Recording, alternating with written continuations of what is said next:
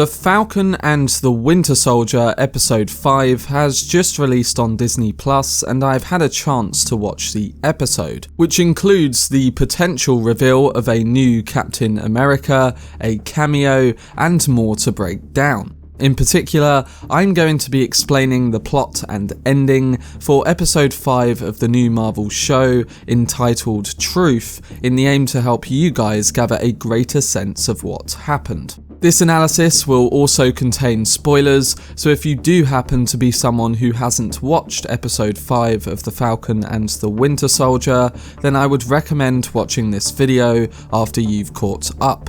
If you want to see more videos on all of the Disney Plus Marvel shows, then don't forget to subscribe to the channel and turn on your notifications. Also, if you enjoy this video, remember to give it a like rating. But without further ado, let's dive into my breakdown and explained video for Episode 5 of The Falcon and the Winter Soldier. So who is the cameo that was rumoured to be in this latest episode? Well, Episode 5 finally answers that question for us, because it turns out the cameo is none other than Julia Louis-Dreyfus, introducing another comedy actress into the Marvel Cinematic Universe. Portraying a spy from the comics called Valentina, it seems like the actress may have a greater role to play in the MCU, with her character attempting to recruit John Walker like a sort of evil Nick Fury assembling the Avengers. It's hard not to think of how DC was setting up an Injustice League with Lex Luthor, and it's no surprise that they seem to be borrowing ideas, especially after Civil War and Batman v Superman, alongside the plot outlines for more Justice League films in comparison to the time travel in the last Avengers film. Still, for now, her role remains a bit of a mystery, just like Walker's own future, because this was not a great week for the new Cap. After his violent murder at the end of the last episode, Walker is taken to task by Sam and Bucky, with the duo forced to take him down and take back the Captain America shield in a drawn-out battle that's sure to get fans excited. With a lot of action, Walker shouts things like "Why are you making me do this?" with Bucky getting knocked out and Sam's wings torn in the well-choreographed battle. But in the end, Sam and Bucky manage to wrestle the shield away, breaking Walker's arm and ending this new Cap's reign before it could truly begin. Soon after a quick catch-up with Sam's sidekick Torres, who might possibly become the new Falcon in the future if we base things off the comics, we see that things are getting even worse for Walker, who is stripped of his rank, his Captain America responsibilities, and eventually discharged for his actions, only just escaping a court trial. Elsewhere, Sam and Bucky are picking up loose ends, and despite his escape last week, Zemo does decide to go in quietly when Bucky tracks him down, stealing one last glance at the memorial to the people of Sokovia before submitting. Bucky chooses not to kill him, and then the Wakandans turn up to take Zemo back to the Raft, the US supervillain prison from which he already escaped once. It feels like Bucky could have done this himself, but I guess it's always nice to see the Dora Milaje, and we learn that Bucky still asks them for a future favour. Hopefully we will get an answer to this in the final episode. Sam, meanwhile, heads back to Isaiah Bradley to find out the truth about the Black Super Soldier. Anyone who's read the classic comic book storyline called Truth, which is the title of this episode, might know most of it, but the headlines from this version are that Isaiah and some other soldiers were injected with different versions of the recreated Super Soldier Serum, lost in World War II when Hydra blew it up, and told it was a different vaccination.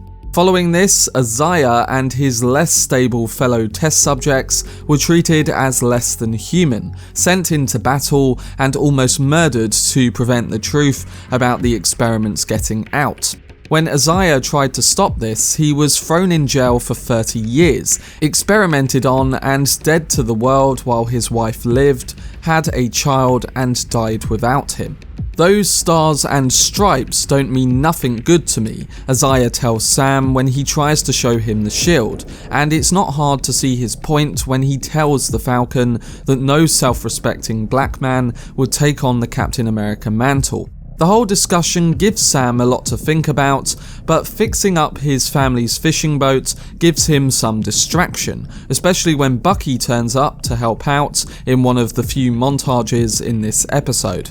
In between flirting sessions with Sam's sister and lots of boat fixing, Bucky eventually apologises for his anger towards Sam before, having blamed him for giving up the shield and enabling Walker's time as Captain America.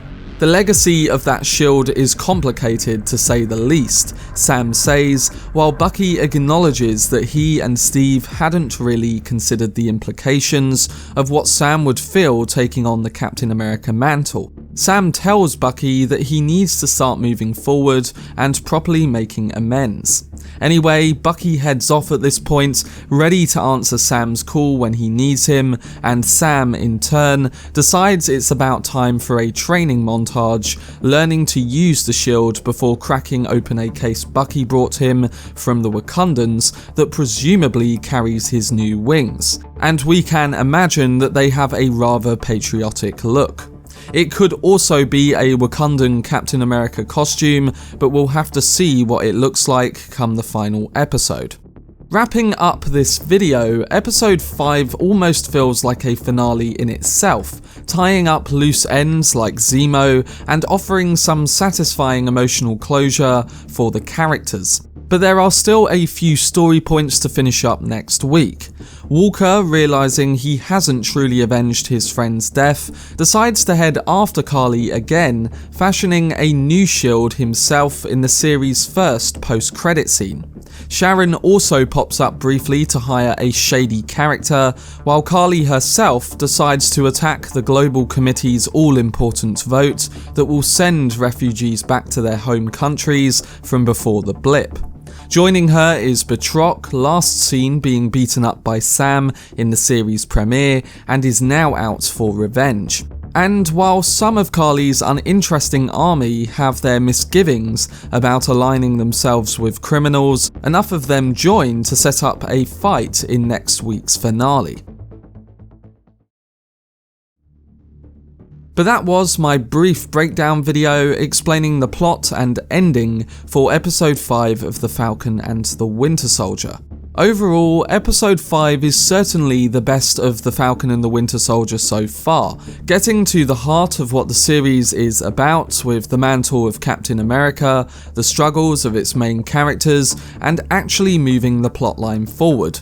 It offers a glimpse of what this series, which has disappointed me for the most part, could have been. And as we return to the muddled Flag Smasher storyline for the finale, I have to be honest, I'm far less interested in how that plays out compared to this week's storyline. Still, I will be watching, eager to find out the answers to certain questions, such as whether Sharon really is the power broker, and how they tackle Falcon's new suit, playing into the new Captain America plotline.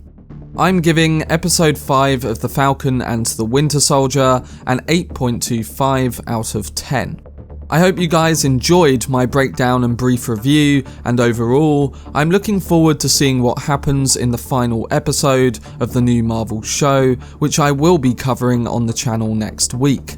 I'm also intrigued to hear all of your thoughts on episode 5, so let me know down below in the comment section, as well as listing your predictions for episode 6. For more content on The Falcon and the Winter Soldier, then don't forget to subscribe to the channel and turn on your notifications. Also, if you enjoyed this video, remember to leave a like rating. I am covering every episode of Season 1 alongside bringing constant updates on all the new Marvel shows, so make sure to keep a lookout for whenever I post. But anyway, I hope you guys enjoyed it. I've been Cortex, and as always, make some noise.